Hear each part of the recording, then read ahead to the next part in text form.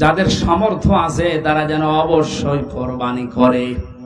কি করে বলেন বলেন?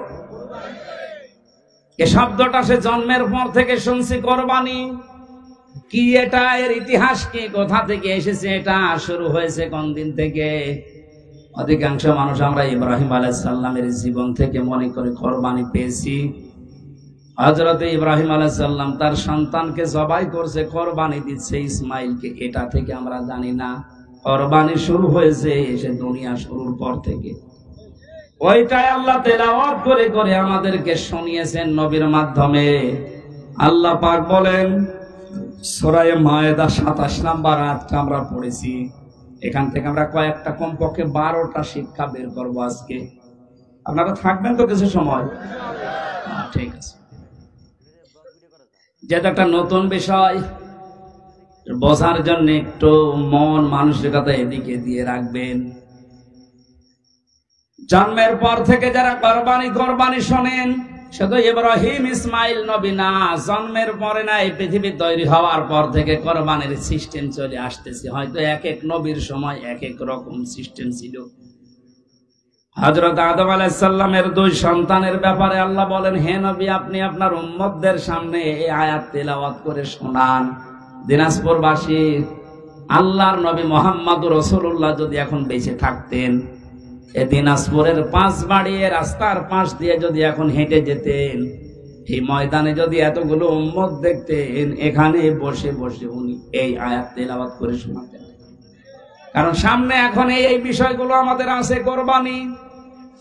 কোরআনে কারীম থেকে আবার বলছি, জবান খুলে বলেন, শয়তান যেন আশপাশে থাকলেও দূরে চলে যায়। আউযু বিল্লাহি মিনাশ শাইতানির রাজিম। বিসমিল্লাহির রহমানির রহিম।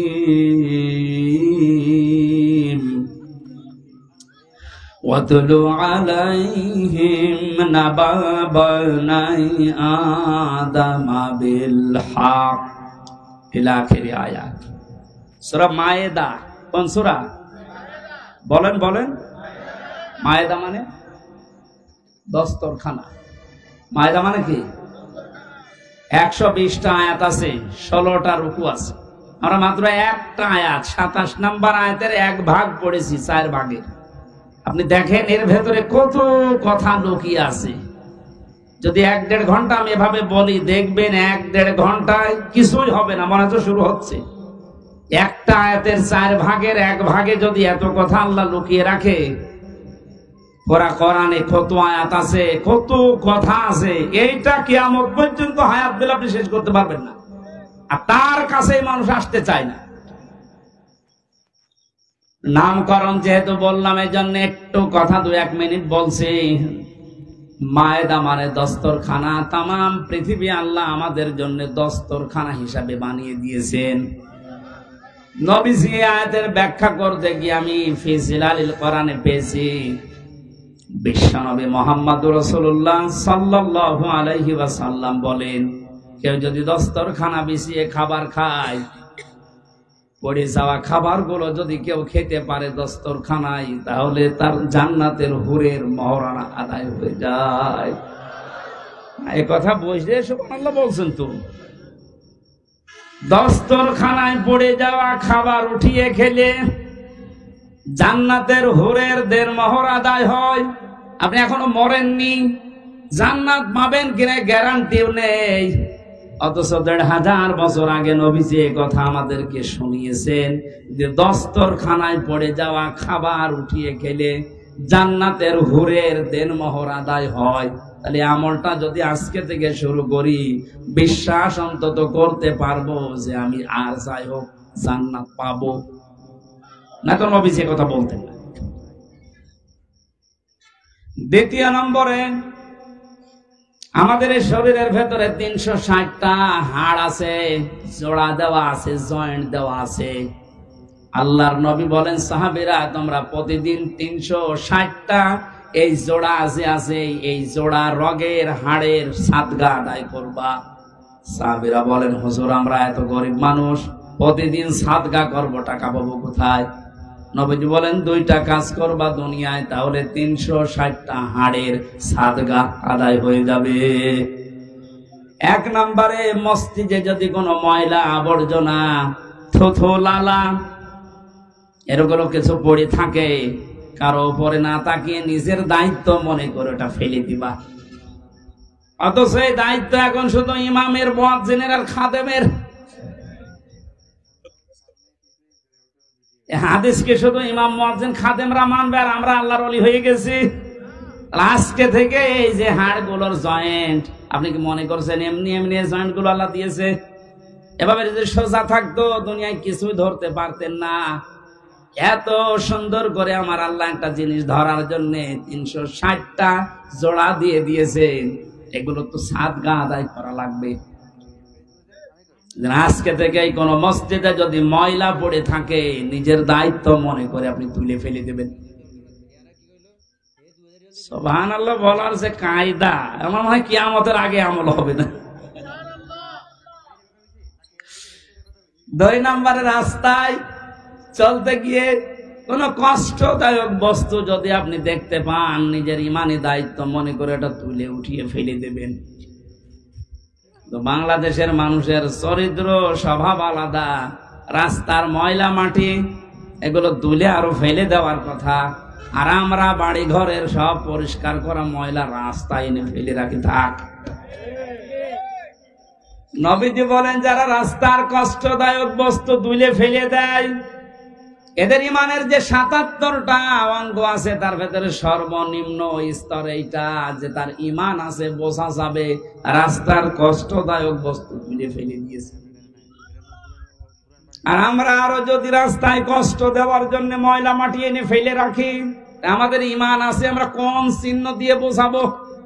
এখন যদি বলেন আমার দাঁড়িয়ে আছে, আরে ভাই রবীন্দ্রনাথ ঠাকুরেরও দাঁড়িয়ে ছিল না, জুব্বা আছে, আবু সাহেলের জুব্বা ছিল না। আপনি মনে মনে করেন আমি ইমানদার, আমি মসজিদের দিনাজপুরের সভাপতি, আর আবু জাহেল ছিল কাবা ঘরের সভাপতি। ইমান বোঝাতে হলে এই 77টা বিষয় আপনাকে জানা লাগবে। প্রথম হচ্ছে লা ইলাহা ইল্লাল্লাহর ঘোষণা দেওয়া, সর্বনিম্ন হচ্ছে রাস্তার কষ্টদায়ক বস্তু তুলে ফেলে দেওয়া। নবীজি বলেন যদিও তুলে ফেলে দিতে পারে, তাহলে বুঝবে সে যেন তার ভেতরে ঈমান আছে। পৃথিবীর মানুষেরা 750 কোটি মানুষ এখন মুসলমানদের নবীর এই হাদিসের দিকে তাকান। রাস্তার কষ্টদায়ক বস্তু তুলে ফেলে দেওয়া যে মুসলমানের ইমানের সর্বনিম্ন স্তর চিহ্ন, সেই মুসলমান মুসলমানদেরকে মানুষকে কষ্ট দেবে, এটা আপনারা মানেন কি করে? কিছু হলে আমাদের উপরে দোষ চাপিয়ে দেন। আমাদের ইমানের তো সর্বনিম্ন স্তর এটা, যে রাস্তায় কোনো কষ্টদায়ক জিনিস থাকতে পারবে না। আর আমাদেরকে দুনিয়ায় কষ্টদায়ক যত দুনিয়ায় সব কিছুর মূলে আপনারা আমাদেরকে রেখেছেন, কিছু হলেই আমাদের দোষ। সুতরাং বুঝতে হবে যারা মানুষকে কষ্ট দেওয়ার জন্য কাজ করে এরা নবীর উম্মত, মুসলমান না, এরা অন্য কিছু।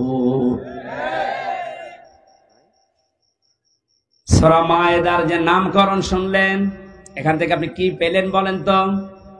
আজকে থেকে আমলটা শুরু করা দরকার। দুনিয়া আল্লাহ মায়েদা দস্তরখানা হিসাবে আমাদের সামনে উপস্থাপন করে দিয়েছেন।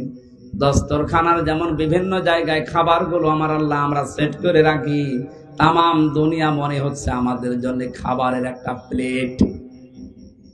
কি কথা বলে না কেন? বাংলাদেশের দিকে তাকান, এক এক এলাকাকে আল্লাহ এক একটা প্লেটে যেমন 4-5 রকমের খাবার দেয়, এই বাংলাদেশটাতেও আমার আল্লাহ এক একটা অঞ্চলকে খাবারের প্লেট ওইভাবে সাজিয়েছে। দিনাজপুরে যেভাবে লিচু হয়, আমাদের কুষ্টিয়াতে, মেহেরপুরে, চুয়াডাঙ্গায় আপনি পাবেন না। আমাদের এলাকায় যেটা হয় ওইটা এখানে পাওয়া যাবে না, তামাক। ছাগলেও খায় না, অথচ দিনাজপুরের লোকেরা খায়। কথা বলছে না কেন? এই যে রংপুরে আকিজ গ্রুপের, এরপরে লালমনিরহাটে আকিজ গ্রুপের যে বিশাল ভান্ডার, এগুলো তৈরি হচ্ছে আপনাদের এলাকায়, তাহলে আপনারা না খেয়ে অন্তত ছাড়েন না। বিড়ি যারা খাচ্ছেন এই বদ অভ্যাসটা আজকে আল্লাহর জন্য বাদ দিয়ে দেবেন। কারা কারা বাদ দিতে পারবেন দেখি? বিড়ি খোর কয়েকটা আছে এখানে, আলহামদুলিল্লাহ আজকের মাহফিল সাকসেস হবে, আপনি ছেড়ে দেবেন ভাই। শুধু দোষ আপনারও দেয় না, আপনার স্ত্রী নেই। সম্মানিত মা বোনেরা যদি এসে থাকেন, আপনার স্বামী যদি বিড়ি খায়, সিগারেট খায়, ওর বিছানা আলাদা করে, ও শয়তান থাকে কোন জায়গায় দেখবো, শেষে যে থাকতে পারবে না, বাধ্য হয়ে ওই ছেড়ে দেবে।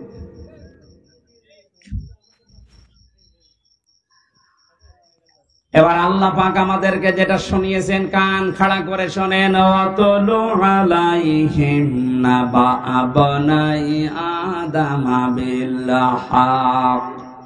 হে নবী, আপনার উম্মতদেরকে এই দিনাজপুরে যারা উম্মত দাবি করছে তাদের সামনে আপনি আদম নবীর 2 সন্তানের কোরবানির যে কাহিনী এটা তেলাওয়াত করে শোনান। আমার এখানে প্রশ্ন আছে, এই আমরা বাতাস দিচ্ছিল কে আছে এখানে? এবারে আপনারা জিজ্ঞাসা করবেন, এই যে প্রথম শব্দ আমার আল্লাহ দিলেন আব্দুল্লাহ, আপনি তেলাওয়াত করেন আলাইহিম তাদের নিকটে, নাবা আবনাই আদম বিল হক, হযরতে আদম নবীর 2 সন্তানের যে কোরবানির কাহিনী এটা আপনি এদেরকে তেলাওয়াত করে শোনান। কিভাবে শোনাবেন? বিল হক, সঠিকভাবে, যথাযথভাবে, সত্য যেটা ওইভাবে। এখন আমাদের প্রশ্ন আসে, আমরা 1500 বছর আগে না, এই পৃথিবী তৈরি হওয়ার পরে এই ঘটনা, হাজার হাজার বছর পরে এই ঘটনা শুনে আমরা করব কি? নাকি আমাদের এখানে কি করণীয় আছে? আল্লাহ 12টা জিনিসের পরে দিয়েছেন, আমরা দেখি। প্রথম নাম্বারে তেলাওয়াত। কি শব্দ দিয়েছেন? আরো জোরে বলেন। আমি যদি এনাকে মুরব্বীকে বলি তেলাওয়াত করেছেন আজকে, উনি বলবে হ্যাঁ। কি পড়েছে তেলাওয়াতে? হয়তো আলাম তারা কাইফা ফাআলা রাব্বুকা বিআসহাবিল ফিল আলাম ইয়াজআল কায়দাহুম ফি তাদলিল ওয়া আরসালা আলাইহিম তায়রান আবাবিল। তেলাওয়াত হয়েছে না? কথা বুঝতেছেন? আল্লাহর প্রথম শব্দ ওয়াতলু, আপনি তেলাওয়াত করে শোনান আপনার উম্মতদেরকে। ওনারে বললাম তেলাওয়াত করেছেন আজকে, উনি তো এই সূরাটা মনে করেন শোনাইছে, তেলাওয়াত হয়েছে না? কোরআনে 3টা শব্দ আমি পেয়েছি কোরআন পড়ার ব্যাপারে, কারা, রাতালা, তালাওয়া। অভিধান বেত্তা যারা আছে এই 3টা শব্দের ব্যাখ্যায় লিখেছেন, কেউ যদি কোনো কিছু তেলাওয়াত করতে চায় তার 4টা হক আদায় করা লাগবে। 1 নাম্বার ওটাকে শুদ্ধ করে পড়া লাগবে, 2 নাম্বারে ওটা বুঝতে হবে আপনাকে, 3 নাম্বারে ওই বোঝা বিষয়ের উপরে আপনার প্র্যাকটিক্যাল লাইফে আমল থাকা লাগবে, 4 নাম্বারে ওইটা যেন মানুষ মানতে পারে এই ব্যবস্থা করে দেওয়া লাগবে। তাহলে অনেকে শুদ্ধ করে হয়তো তেলাওয়াত করেছে। 2য় নম্বরটা এক কথা বলে না কেন নেই। 3 নাম্বারটা যতটুকু পড়েছে অতটুকু ওনার প্র্যাকটিক্যাল লাইফে থাকবে। উনি তেলাওয়াত করেছিল আলাম ইয়াজআল কায়দাহুম ফি তাদলিল। হে নবী, আপনি কি তাদের এই দিকে তাকিয়েছেন? আল্লাহ হাতিওয়ালাদের সাথে কি ব্যবহার করেছিলেন? তাদের সমস্ত ষড়যন্ত্র আমার আল্লাহ কি নস্যাৎ করে দেয়নি? কায়দাহুম, কায়দা মানে কি? কায়দা বলে না আমরা কায়দা করেছো, এই কায়দা মানে ষড়যন্ত্র। আল্লাহ কি তাদের ষড়যন্ত্র নস্যাৎ করে দেয়নি? এটা উনি পড়ার পরেই মনের ভেতরে 100% দৃঢ় বিশ্বাস রাখবে। কাবা ঘর যেভাবে আমার আল্লাহ রক্ষা করেছিলেন ষড়যন্ত্র থেকে আব্রাহার এই হাতিওয়ালা বাহিনীর, তামাম পৃথিবীতে মুসলমানদেরকে, ইসলামকে আল্লাহ কিয়ামত পর্যন্ত ভাবে রক্ষা করবে। আজ আমরা ইসলামের দুরবস্থা থেকে অনেকে সাইড কেটে চলে যাচ্ছে, দিনকাল ভালো না। তা আপনি কি পড়লেন? কোরআনের আয়াতের উপর তো আপনার 100% বিশ্বাস এখনো আসেনি, তার মানে আপনার তেলাওয়াত হয়নি। নবীজিকে আল্লাহ বললেন আপনি তেলাওয়াত করে শোনান, তেলাওয়াত করলেই তার মানে আপনি বুঝবেন যে কি আল্লাহ বলতে চায়। হযরতে আদম আলাইহিস সালামের যে শরীয়ত আমরা শুনেছি, ওই সময় সন্তান হতো জোড়া জোড়া করে, আগের পক্ষের আর পরের পক্ষের একটা একটা করে তিনি বিবাহ দিতেন। যে মেয়েটাকে বিবাহ করার কথা, তাসলিমা আর আকলিমা, হাবিলের সাথে যেটা সেটা সুন্দরী ছিল, কাবিলের সাথে যেটা ওটা চেহারা অত ভালো ছিল না। সেই পৃথিবীর শুরু থেকে মেয়েদের চেহারার উপরে মানুষের একটা চাহিদা আল্লাহ তৈরি করে দিয়েছে। এটা আমি বানালাম নাকি? সূরা আলে ইমরানের 14 নম্বর আয়াতে আল্লাহ দলিল দিয়েছেন, যুজ্জিনা লিন-নাসি হুব্বুশ শাহাওয়াতি মিনান নিসা। আমি ভালোবাসা, আকর্ষণ, মহব্বত এরকম কিছু তৈরি করে দিয়েছি, শোভনীয় বানিয়ে দিয়েছি তোমাদের কাছে 9টা জিনিসকে। তারা 1 নম্বরে তোমাদের স্ত্রী, মেয়ে লোক। তাহলে মেয়ে লোকের চেহারার সাথে পুরুষের আকর্ষণ এ সৃষ্টি করেছেন কে? আর জোরে। আমাদের আদি পিতা হযরতে আদমকে আল্লাহ যখন বানিয়েছিলেন, জান্নাতের ভেতরে তার সব নিয়ামত ওকে ছিল, কিন্তু মনের ভেতরে তার শান্তি কাঙ্ক্ষিত মানের পাচ্ছিলেন না।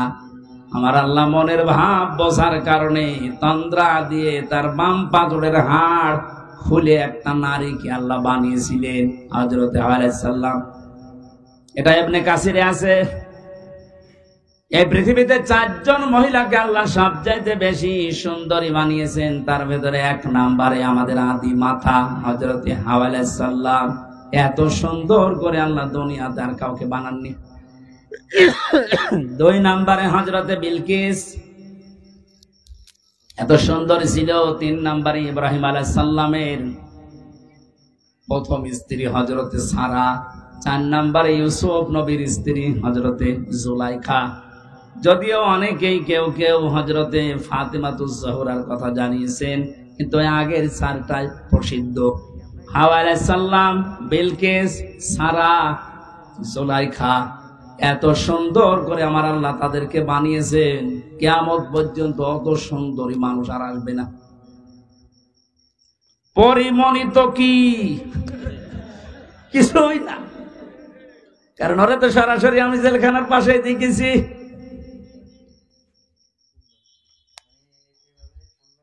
হযরতে হাওয়াকে এত সুন্দর করে আল্লাহ বানিয়েছেন। আদম নবী তন্দ্রা অবস্থায় ছিলেন, ঘুম থেকে উঠেই দেখলেন বাম পাশে কি গো, তিনি ধরতে যাচ্ছিলেন আর তাকিয়েছেন। আল্লাহ পাক আদেশ দিলেন তাকানো যাবে না, ধরাও যাবে না। হযরতে আদম নবী আলাইহিস সালাম বলে, আল্লাহ তাকানো যাবে, ধরা যাবে, কি করলে আপনি সেই কায়দা বলেন। আল্লাহ রাব্বুল আলামিন বলেন, আল্লাহ পাক বলেন তাকানো যাবে, ধরাও যাবে, একটা কাজ করা লাগবে, বিয়ে করা লাগবে। তাহলে এই জায়গা থেকে প্রমাণ হয় কি, বিয়ের আগে যে প্রেম প্রীতি গুলো আছে এগুলো জায়েজ। অনেকে প্রেমিকার মাথায় হাত দিয়ে বলে, আল্লাহর কসম আমি তোরে ভুলে যাব না, অথচ পুরাটাই হারাম। বিয়ের আগে আর মাথায় হাত দেওয়া জায়েজ আছে? কথা বলে না কেন? না, এলাকায় প্রেম প্রীতি বন্ধ হয়ে গেছে। প্রেম প্রীতির বন্ধন নামে সিনেমা তৈরি হচ্ছে। আদম নবী আলাইহিস সালামকে আল্লাহ বললেন বিয়ে করতে হবে, উনি বলছে আমি রাজি। এই দেশের যুবক যারা আছে, আমার মনে হয় ওরা যদি পৃথিবীর কোন ফরজের খবর না রাখে, বিয়ে করা ফরজ এটা জানে না। সন্তান যাদের আছে প্রাপ্তবয়স্ক, রিজিকের দিকে আপনি না তাকিয়ে তার বিয়ে দিয়ে দেবেন। বিয়ে করলে যে সমস্ত উপকার গুলো আছে আপনি এগুলো টের পাবেন না। আপনি মনে করছেন না, আজকে একটা ফেসবুকে একটা স্ট্যাটাস দিয়েছে এক মহিলা, বলছে আমি প্রতিষ্ঠিত হব, দরকার হয় বুড়ি হব, তারপরে বিয়ে করব। আল্লাহ যৌবনকে ভোগ করার জন্য যে সময়টুকু দিয়েছেন, এই সময় পার হয়ে গেলে আপনার দিকে তো কেউ তাকাবে না। এই জন্য মেয়েদের শুকরিয়া আদায় করা দরকার পুরুষের এই যৌন চাহিদাকে। এটা আছে বলে আপনি আজ এত দামি। কথা বলেন, পুরুষের এই চাহিদাকে যারা মর্যাদা দাম দিতে চায় না, সেই পরিবারগুলোতে আমরা দেখতে পাই এরা পরকীয়া প্রেমে লিপ্ত হয়। আপনি মুরব্বী মানুষের শুধু বুঝবেন না, পরকীয়া প্রেমে এলাকায় নেই। যারা পরকীয়া প্রেমে লিপ্ত আছেন এখনো পর্যন্ত, তিনটা ক্ষতি হবে দুনিয়ায়। 1 নম্বরে চেহারার উজ্জ্বলতা নষ্ট হয়ে যাবে।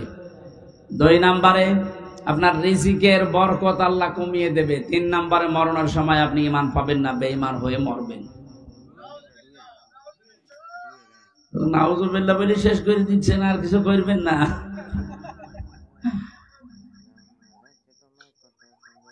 হযরতে আদম বলছে, আল্লাহ আমি রাজি আছি বিয়ে করতে, তুমি ব্যবস্থা করো। বলে বিয়ে করতে হলে দেনমোহর দেওয়া লাগবে। কোথায় পাবো? কিচ্ছু নেই আমার কাছে। আল্লাহ পাক ওই দিন বলেছিলেন, আমার নবী মুহাম্মদুর রাসূলুল্লাহর নামে 10 বার দরুদ পড়ো, ওইটাই দেনমোহর হয়ে যাবে। দেনমোহর শেষ, বিবাহ শাদী শেষ। আল্লাহ রাব্বুল আলামিন হযরত আদম আলাইহিস সালামকে এবার আদেশ দিলেন। এখানে আমি 2টা শিক্ষা বলবো, আলেম যারা আছেন খেয়াল করেন। অকুলনা ইয়া আদম উসকুন আনতা ওয়া যাওজুকাল জান্নাতা ওয়া কুলা মিনহা রাগাদান হাইসু শি'তুমা। ইলা আখির আয়াত, সূরা বাকারা। আল্লাহ পাক বলেন, আদম বিয়ে হয়ে গেছে, বউ নিয়ে বাড়ি চলে যাও। জান্নাত আমাদের বাবার বাড়ি। জান্নাত কথা বলেন না কেন? হযরত আদম আলাইহিস সালাম আমাদের বাবা, আদি পিতা। আমাদের পিতার বাড়ি আমাদের বাবার বাড়ি। তার মানে আল্লাহ পাক আমাদেরকে দুনিয়ায় জানাতে চাইলেন, এই পৃথিবীর বান্দা বান্দিরা বিয়ে করার পরে বউ নিয়ে যাওয়া লাগবে বাবার বাড়ি। অথচ কত আল্লাহর ওলি এখানে বসে আছে, ঘর জামাই থাকে। আর বিয়ে করে বউ বাবার বাড়ি নিয়ে যাওয়ার নিয়ম, আর আপনি সহ থেকে যাচ্ছেন। ঘর জামাই আছেন কারা? হাত তোলেন তো দেখি। একজন নেই। দিনাজপুরে এখনো ভালো আছে। আয়াতের 2 নম্বর কথা ছিল, খেয়াল করেন। কোরআনের প্রতিটা শব্দ শিক্ষামূলক। আল্লাহ বলতেন, জান্নাতে যাও, তোমার স্ত্রীকে নিয়ে তোমার বাড়িতে চলে যাও। আনতা ওয়া যাওজুকাল জান্নাতা ওয়া কুলা। এই এক আলিফ টান আছে। ওয়া কুলা, আল্লাহ দ্বিবচন দিলেন কেন? আল্লাহ পাক আনতা ওয়া কুলা দিতে পারতেন না? তুমি তোমার বাড়িতে যে নিজে আগে খাবা মরণের খাওয়া, এরপরে বউকে খাওয়াবা না। আল্লাহ একবারে কোলা দিয়েছেন, আংতা দেয়নি। আল্লাহ বলেন, যে পরিমাণের খাবার, যে মানের খাবার, যেরকম দামি খাবার তুমি খাবে, ওই মানের খাবার স্ত্রীকে খাওয়ানো লাগবে। আজ নারী পক্ষ, নারী স্বাধীনতা আন্দোলন, নারী বিপ্লব পরিষদ, নারী জোট, 13টা সংগঠনের দেশে মেয়েদের অধিকার আন্দোলনে কাজ করছে। অথচ মেয়েদের সবচাইতে বড় অধিকার আমার আল্লাহ দুনিয়া তৈরি হওয়ার পরে আদম আলাইহিস সালামকে, হাওয়া আলাইহিস সালামকে দিয়ে দিয়েছে। কেন? তিনি জান্নাতের ভেতরে বলতে পারতেন না, আদম তোমার বাড়ি যেহেতু মরণের খাওয়া খাও, স্ত্রীকে যতটুকু পারো দাও, না পারো না দাও, বলতে পারতেন না? অথবা নিচের খাওয়ার পরে তারপরে বাঁচলে তাকে দেবে। তারপরে তার শব্দ দিয়ে পরবর্তীতে স্ত্রীর নাম দিতেন সাউজুন। ওই আল্লাহ তো একবারে কোলা দিলেন।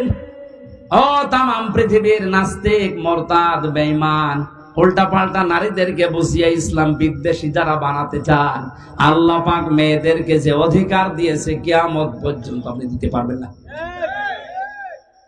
সুতরাং মেয়েরা ওদের কথা শুনে রাস্তাঘাটে নেমে মিছিল করা বন্ধ করেন।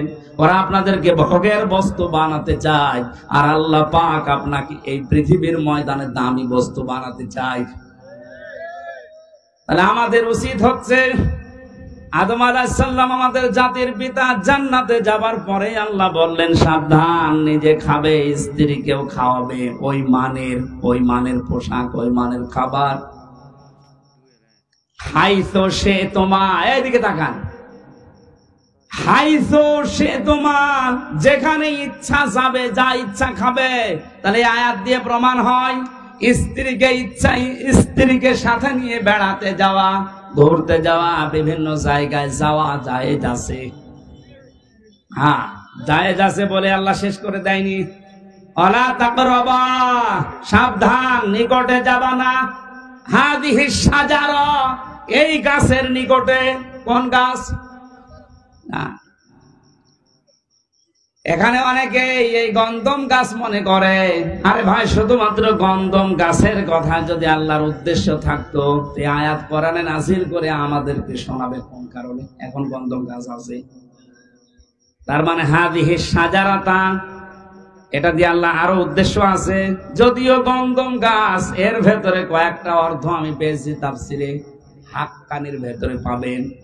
1 নম্বরে মুফাসসিরিন ইকরাম লিখেছেন, আল্লাহ পাক জানিয়েছেন, আদম শুধু তোমার জন্য না, কিয়ামত পর্যন্ত তোমার সন্তানাদি দুনিয়ায় যারা যাবে, এই মানুষগুলো যেন আল্লাহর নিষিদ্ধ কোনো বর্ডার পার না হয়।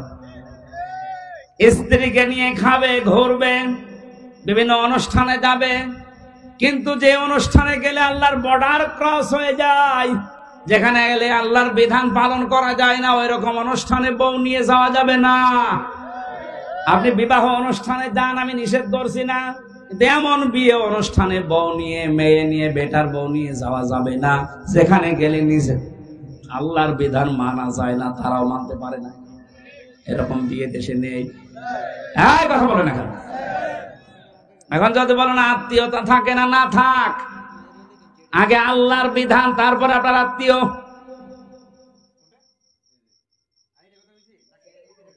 বিশ্ব নবীকে আল্লাহ জানাতে বলেছেন, নবী আপনি জানান, লা তাআতা লিমাখলুকিন ইল্লা বিমাসিয়াতিল খালিক। এই পৃথিবীর ময়দানে আল্লাহ এবং রাসূলের অবাধ্য হয়ে যায় এমন কোন কাজ দুনিয়ায় কারো জন্য করা যাবে না। এটা যদি বিয়ায় না থাকে, না থাক, কারণ যে বিয়ায় জাহান্নামে নিয়ে যাওয়ার কারণ হয়ে দাঁড়াবে, ওইরকম বিয়ায় থাকার চাইতে না থাকা ভালো। আয়াত থেকে যে কয়টা শিক্ষা পেয়েছেন, প্রথম শিক্ষা কি? বিয়ে করে বউ বাবার বাড়ি নিয়ে যাওয়া লাগবে। 2 নম্বরে যা খাবেন, যে মানের খাবার, ওই মানের খাবার তাদেরকে দেওয়া লাগবে। এক কথা বলেন, এখন যেই মানের ঘরে থাকেন, ওই রকম মানের ঘর তাদের ব্যবস্থা করা লাগবে। যেই মানের কাপড় আপনি পরেন, ওই মানের কাপড়ের ব্যবস্থা তাদের করা লাগবে। এরপরে তাকে নিয়ে মাঝে মাঝে ঘুরতে যাওয়া, আনন্দ করা। কিন্তু এমন জায়গায় ঘোরা যাবে না, এমন অনুষ্ঠানে যাওয়া যাবে না যেখানে গেলে আল্লাহর বিধান মানা যায় না। আজ বাংলাদেশে এমন এমন দিবস নাম দিয়ে চালাচ্ছে, যে দিবসে গেলে ইমানও যায়, আমলও যায়। নাম দিয়েছে শিশু মেলা, শিশু নেই, শুধু শিশুর খালারা আর মামারা, আর ওখানে গেলেই শুধু অ্যাক্সিডেন্ট হয়। এই কথা বল না কেন? এরকম অ্যাক্সিডেন্টের মেলা নেই, নাম দিয়ে শিশু মেলা। শিশু খুঁজে পাওয়া যাচ্ছে না, খালি শিশুর খালারা আর মামারা।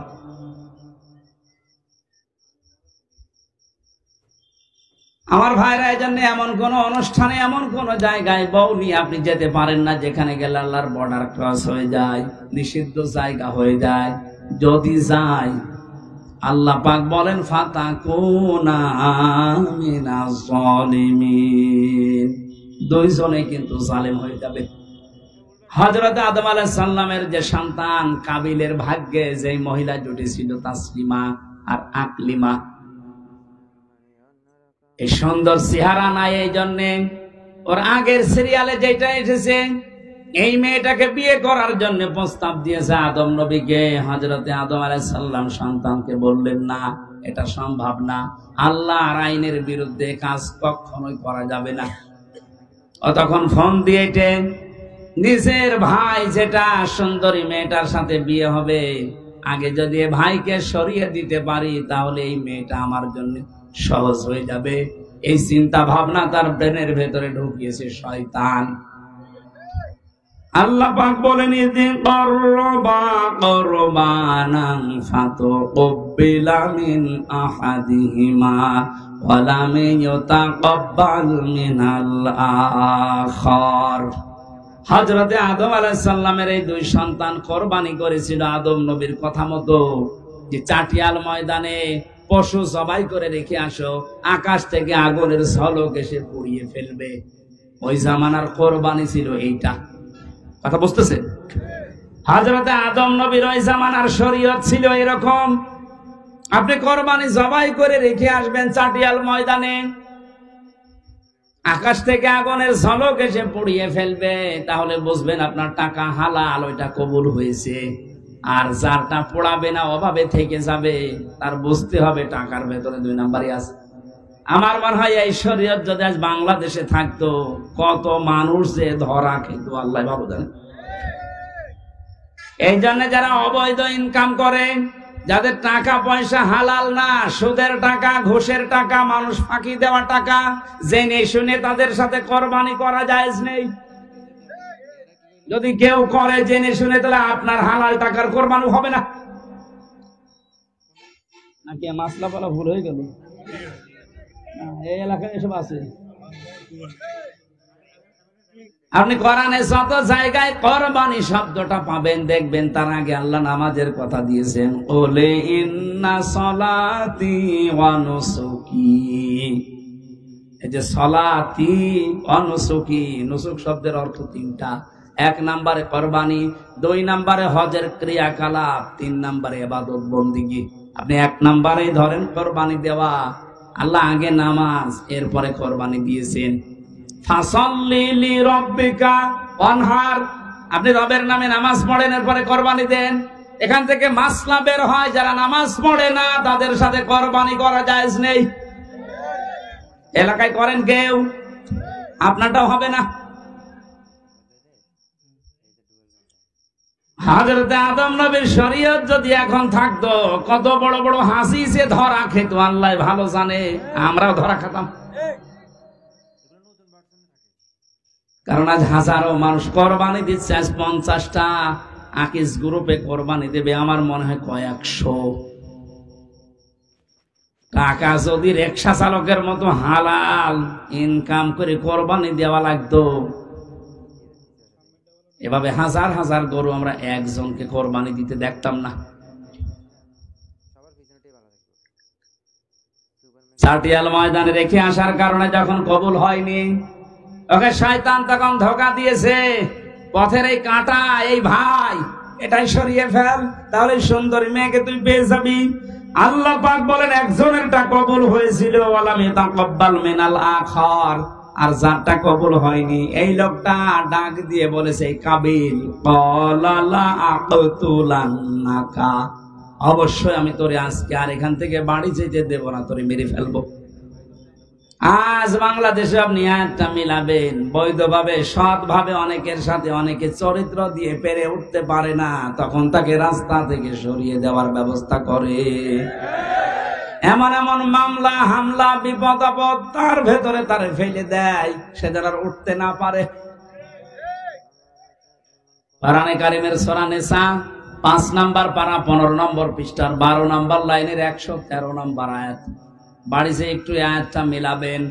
ওমায়াকেসবে খাতিয়াতান আও ইসমান সুম্মা ইয়ারমি বিহি বারিয়ান ফাকাদ হিতামালা বুহতানা ওয়া ইসমান মুবিনা। শেষ করে দেব, মেলা রাত হয়ে গেল, আমি তো এখনো খাবারই খাইনি, খাবার খাওয়া লাগবে না? পারবো, ঠিক আছে, আর একটু করে খাবার নিয়ে আসে।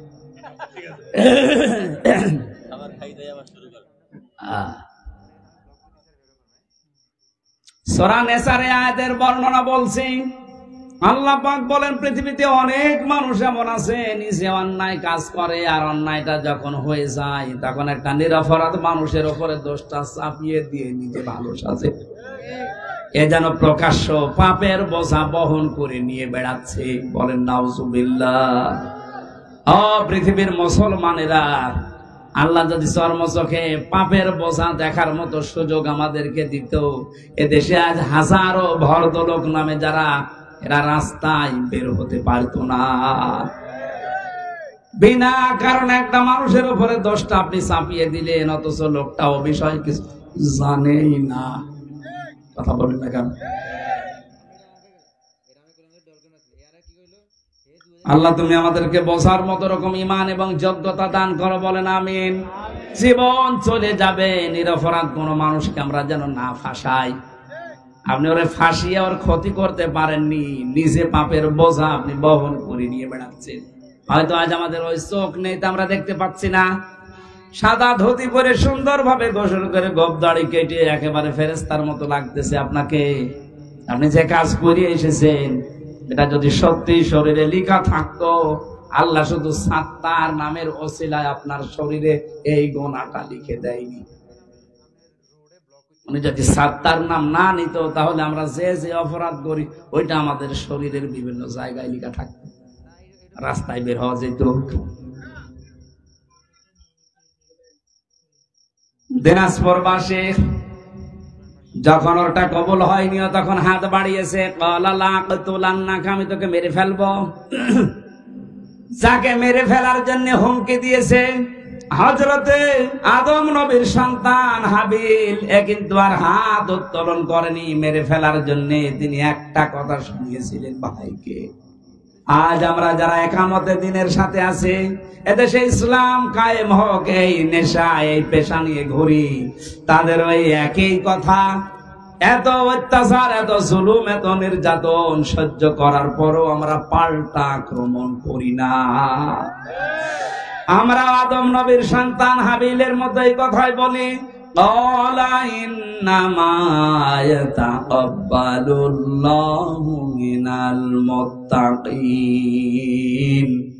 হে ভাই কাবিল, তোমারটা কবুল হয়নি, এজন্য তুমি আমাকে মেরে ফেলতে চাও।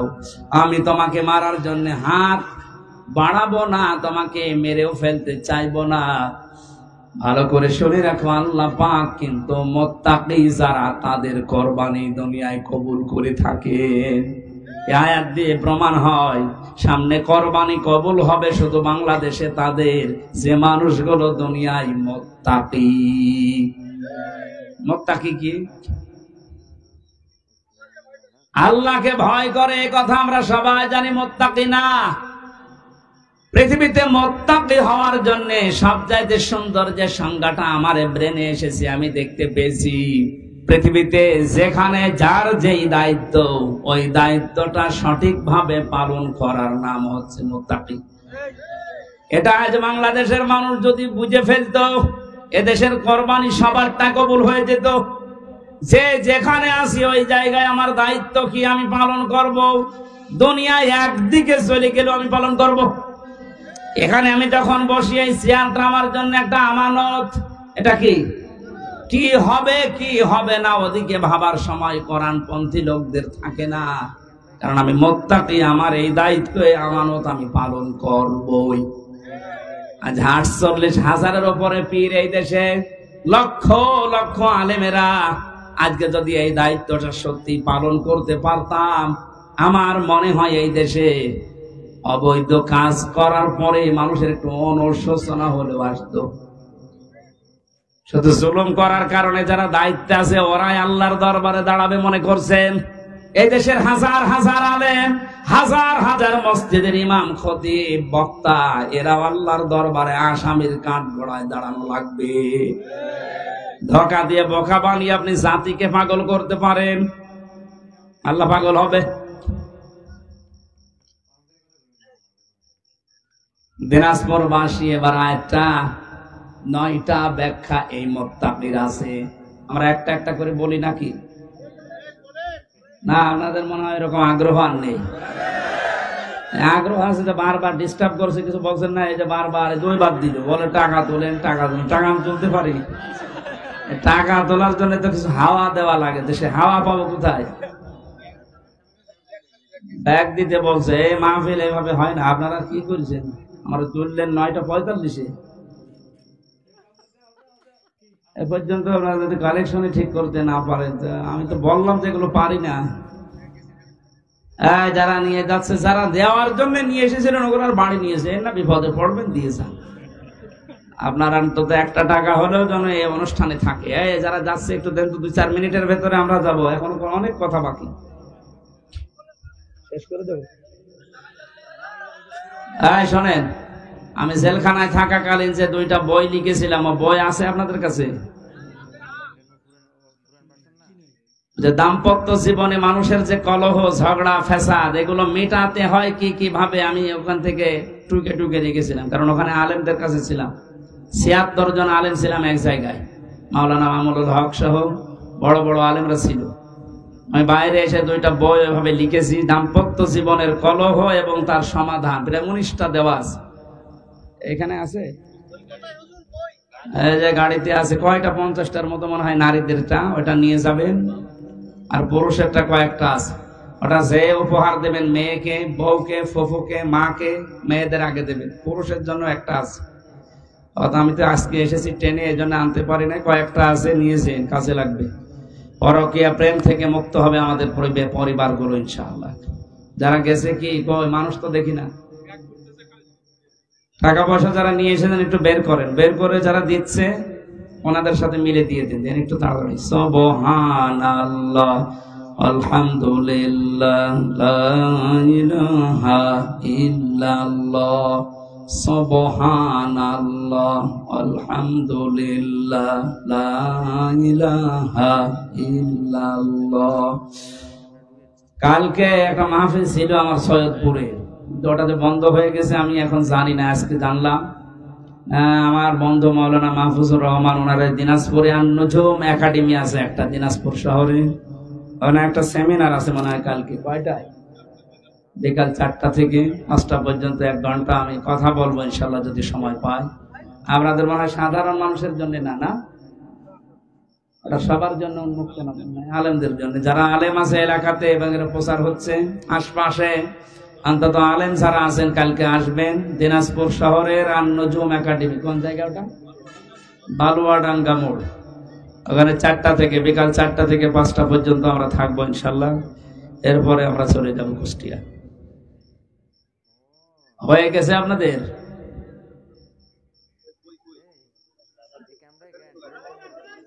ওই যে গাড়িতে আছে পেছনে, এখানে নিয়ে আসেন। এখানে নিয়ে এসে যারা নিতে চায় নিয়ে বাড়িতে যে অবশ্যই তাদেরকে পড়াবেন। উল্টাপাল্টা নভেল নাটক না পড়ে এটা পড়াবেন একবার। আমার মনে হয় যতটুকু বিশ্বাস, এর ভেতরে যত তথ্য আছে, পড়াটা পড়তে পারলে অনেক গোনা থেকে বেঁচে থাকতে পারবে মহিলা। পুরুষের জন্য একটা আছে মনে হয় কয়েকটা, মেয়েদের জন্য বেশি আছে, ওটা নিয়ে জানা। আমি কাল এক সময় কথা বললে মানুষেরা হুজুর ওয়াজ করেন রাত 12টা পর্যন্ত মরে যান, আমি যখন খাইনি সেদিকে খেয়াল নেই, তো টাকা দিতে চাই।